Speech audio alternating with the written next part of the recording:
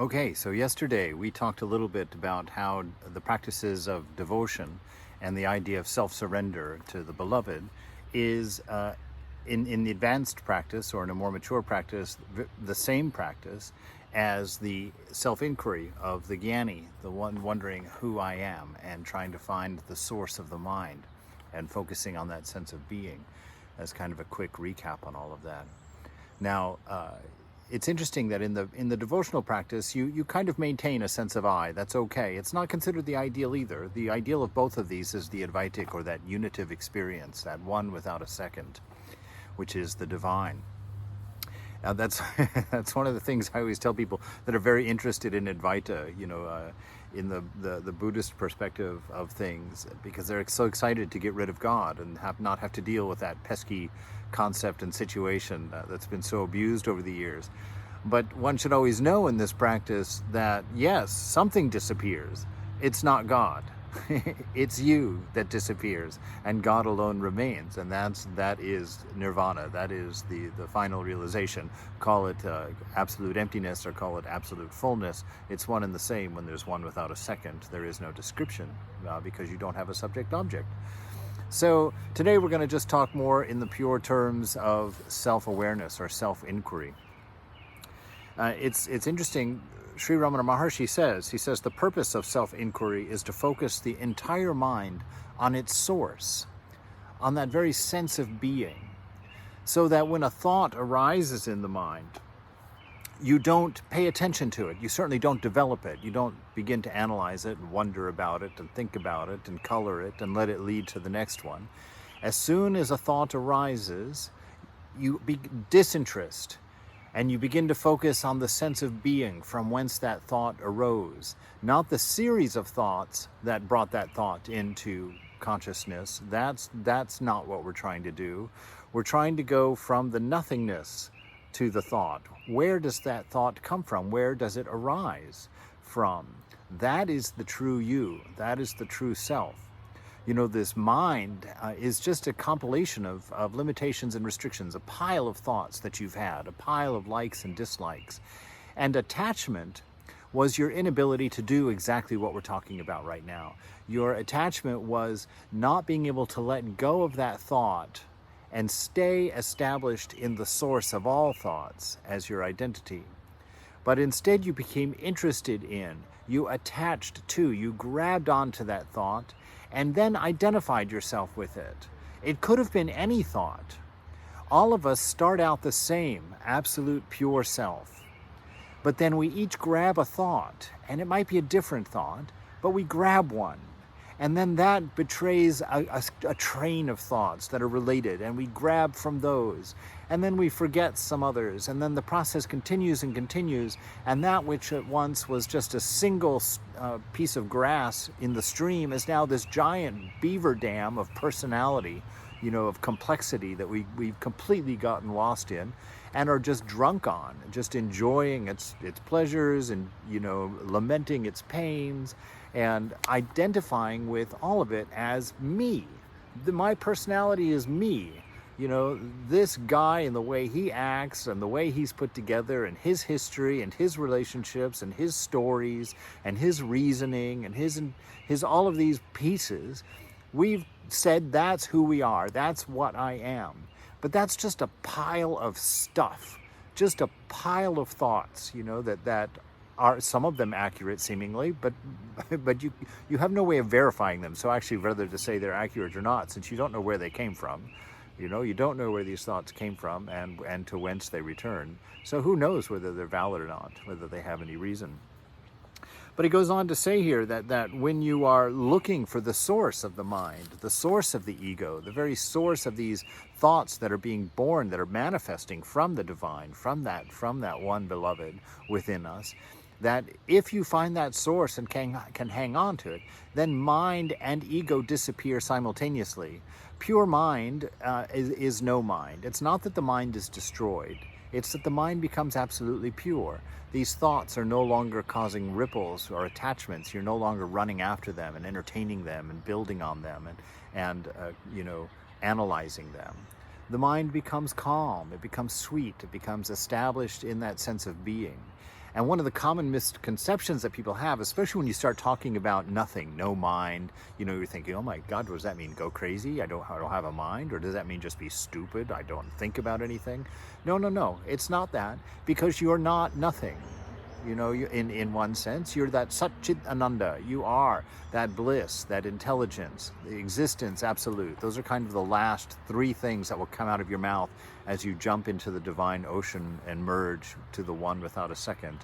Those three things also become discarded in the end, even that Satchit Ananda, because you're that and everything else and beyond that. There is no way to break it down. That's the reason we have to get rid of mind, is because mind takes this infinite unity and just keeps breaking it into thousands and thousands and thousands, millions and billions pieces, uncountable little pieces, and giving them names and forms and setting up relationships between them. That's what we call education these days. But the real knowledge is to know the fount, the source of all of these things. And within you, within the center of your soul, within the center of your being, there is that spring, maybe the size of a thumb, a little brook of the undifferentiated that comes springing out into this world of differentiation, into the mind, and causing all the swirls and whatnot. And we are trying to find that place. Now, interestingly enough, this is a very complex thing to talk about, and we'll get to it right here. He says, the fact is, the mind is only a bundle of thoughts. How can you extinguish it by the thought of doing so, or by a desire to do so? Your thoughts and desires are part and parcel of the mind. You see, that's the trick right there. We are so accustomed to being in mind that when we're trying to find a state that is outside of mind or beyond mind, we have no idea what to do. Anytime we've been asked a question in our life, what do? We query the mind. Anytime we're asked about the way we think or the way we feel or whether we're hungry or not or who we are, the first thing we do is go and query the mind. So we don't even know that there's another possibility. And that is what makes a spiritual life such a long endeavor. That's what makes it such a spontaneous thing when it happens, because there is another source. It's the source of all things. And that is where we're trying to settle. That is where we're trying to rest. To let go of all the identities, because they're all associated with thinking and with mind stuff, which are all ignorance. They don't have a verifiable truth, which is a whole series of talks to talk about that aspect of it. He says the only way to do this is to find the source of your thinking and hold on to it. This finding the source and holding on to it is the beginning and end and purpose of self-inquiry. This is all we're trying to do. So this is the method. This is what Ramana Maharshi is saying for a jnanic practice. He says, when thoughts arise, one does not allow them to develop. That's the first thing. Don't get caught in them. That's what it means to be caught or attached. You don't let that thought just come and go like a brook. You have to grab at it. You have to, to deal with it. He says you do not let them develop. You just let it go. Let it pass. You remain in the pure sense of being. One asks oneself the words, to whom did this occur? To who is the one witnessing this thought? Who is the one paying attention? I'm clearly looking at the thought. I'm clearly observing the thought. Therefore, the thought cannot be the I. It cannot be me. There is a watcher in there that is seeing this thought. And that is what we want to focus on. That is where we want to sit. Now, interestingly enough, when we focus on something, we turn it into an object, which means we turn it into a thought. And by turning it into a thought, it becomes ignorance. It becomes the not self, right? And so we're not trying to look at something. You can't approach this in the way that we're used to approaching everything else. It's going to take a lot of experimentation for you to test this out. It's going to be a brand new thing. So you just open up, become more of a receptacle. You're not a doing, a focusing, a searching, a finding, an analyzing. You're not any of that. You are the container within which all of that is seeming to happen. Sri Nisargadatta said that one time when he was asked, what are you? He says, I'm a place where things happen. Which I love that idea. Be a place where things happen. You're trying to find yourself as the place. not the things happening. All right, he says, so what is this thing in me which I keep calling I? And what is it? By doing this practice, one is shifting the attention from the world of thoughts to being. All right, so it's a shift in attention, a shift in perspective. We saw that in Swami Turiyananda's work the other day, where he was saying that it's just finding a different vantage point, as it were. You know, I'm sure these are attempts at saying something that can't be said. You know, practice of one shifting your attention from the world of thoughts to being, from where the thought and the thinker first emerged, right to that source. All right, there is only being and awareness of being. That's the only isness. There's only being and the awareness of being. Now, the being, I would suspect, is that Brahman, that one without a second, that. The being, the awareness of being is what causes all our trouble. That becomes the devotee, you know, and we serve being. You know, our highest ideal is that being, but that awareness of being is that sense of separation. You know, it's that eternal, energy and you know, that unchanging self. He says if it's done persistently, that you get established in it. You know, that through long practice, you might be able to touch it every now and then, but at some point it will become your place of being. You become wise. You'll become a seer in that regard. He says it's important to stress that the verbal preliminaries of asking, who am I, and to whom do these thoughts occur, are simply tools to redirect attention. The self-inquiry begins with the subsequent witnessing of the disappearance of the thoughts and the reemergence of being as the mind subsides into temporary abeyance. Okay, so it's important not to get caught up in the process and the methodologies, and to identify with things that you're working with as being the thing itself. We are trying to become aware of being a container within which all of this is happening, but we're never involved with actually what is happening. It's that constant desire to take on an attribute, to identify yourself as something. I'm thinking, you know. Or if you manage to do this, you know, in the process, I remember one time in the process of just trying to watch thoughts go across the mind, and they were just skipping along, and I was thinking, great. And then the thought occurred to me, oh, what a great meditation. And of course that I attaches to it. Oh, I'm having a great meditation.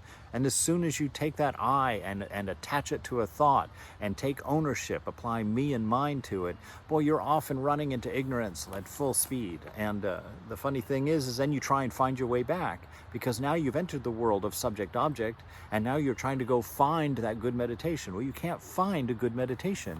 You are the great meditation. You are the eternal stillness. You are that eternal tranquility that you are seeking. So it can't be an object that you're running to find. And that is a very important key for sitting down to your practice. Don't go looking for anything. Don't go asking for anything. Sit simply from the perspective of the devotee. Sit simply in the company of the beloved. Get lost in that idea of infinite love, of infinite grace from the devotee's perspective, and from the other perspective, from the perspective of the Jnani, to just sit there at the source of the brook. Feel this unmanifest become manifest as being, as awareness of being in you, and feel the bliss of that. Its nature is bliss in both paths. The nature is bliss. It is not concentration or destruction of the mind. So we're not trying to do either of those. We're not trying to think perfectly. That's taking a tool and using it for something else. We're not trying to destroy thinking. We're not trying to destroy the mind at all. He says what we're trying to do is to withdraw into the self. You know, to do it, to realize both of those things, all of those things are tools. In higher levels of surrender, maintaining awareness of being can be seen as surrendering wrong ideas. Wrong ideas means you've taken all of these thoughts which were arbitrary, you didn't know where they came from, what their source was, and you identified with them. And you've become what you think you are, which changes all the time. You know, the only thing that connects all the different ideas we have of ourselves is this unchanging self that we don't pay any attention to. We never establish ourselves in it. All right? Self-inquiry reaches the same point of being by actively discarding thinking, discarding thoughts.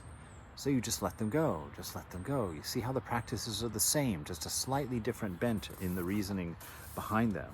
He ends by saying, don't meditate, be. Do not think that you are, be. That's the whole thing. And in that devotional meditation, be with the divine, with infinite love. Let it teach you of itself by its manifesting of itself, that source through which all of this is happening. So that's the culmination of those two paths, to find that oneness. What an amazing experience. Truly.